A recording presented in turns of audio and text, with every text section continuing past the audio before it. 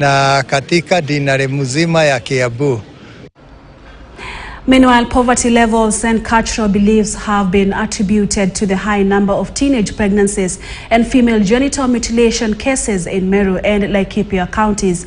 According to the Kenya Demographic Health Survey of 2022, Meru County and Laikipia were ranked among the counties with the high rates of teenage pregnancies, Meru having 24% and Laikipia 18%. Stakeholders are now calling on various government agencies to put the necessary mechanisms in place to deal with the vices. Clement Masombo with that report from Laikipia North, one of the most affected areas.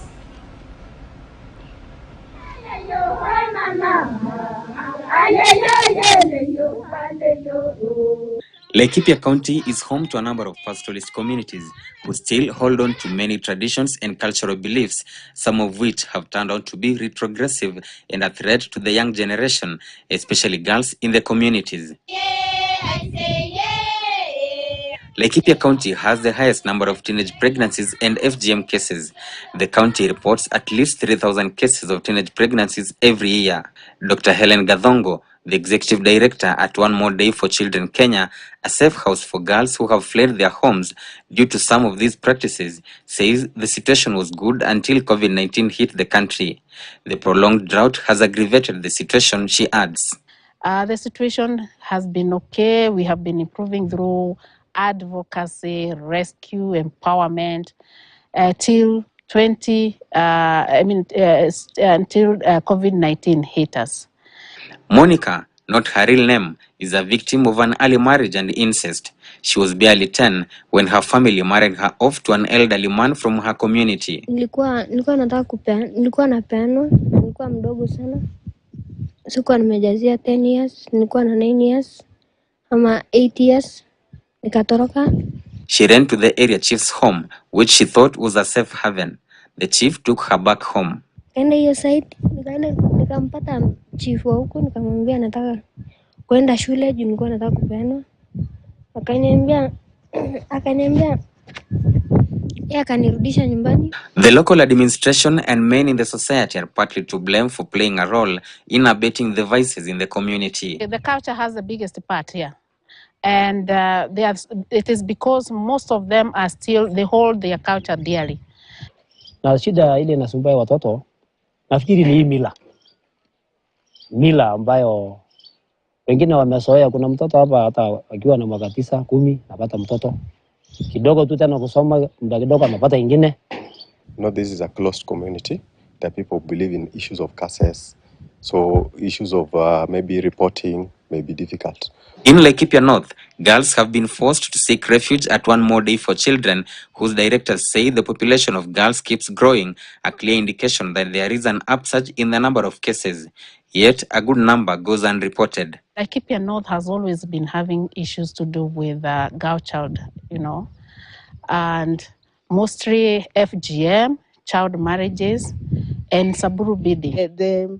The One More Day Children is a safe house for those girls, but then they cannot be able to take all the girls from the community. So there is that gap. The main problem in these cases is that there's a very high level coalition, such that we are not able to get whistleblowers. The stakeholders in Laikipia feel there is much to be done by the government and the community at large to curb the vices.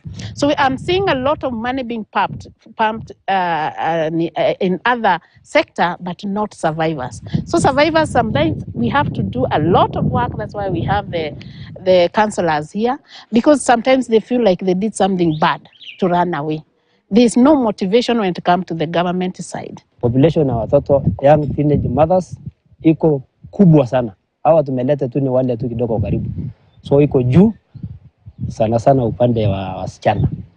And hence the government is not doing what it's supposed to do. And also the tedious process, the judicial process is also very tedious. In the neighboring Meru County, the situation is not so different from that in Laikipia.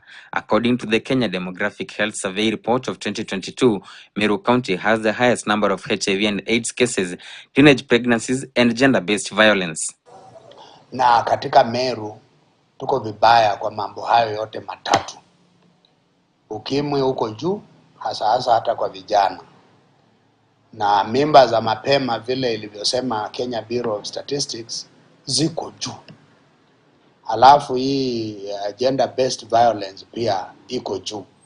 The biggest challenge in Meru has been the cover-up by members of the community and protecting the culprits by hiding their identities. Meru County was ranked in the top 5 in the just released Kenya Demographic Health Survey report with 24% of teenage pregnancies. The marginalized counties of Samburu, Marsabit, West Pokot and Narok are among the top 5. There are also inimical cultural practices and norms within the community that we're dealing with. You can talk about FGM, which actually prepares you for marriage. And once you go through FGM, you are also going through marriage. So at 24%, it means for every 10 that are going, at least 2 are children of 15 to 19 years. And we need to ask ourselves very critical questions. Why are we having these numbers? Despite the intervention measures put in place by various stakeholders, Laikipia North Sub-County still leads in cases of teenage pregnancies, early marriages and FGM. Poverty and cultural beliefs cited as the major contributing factors. Clement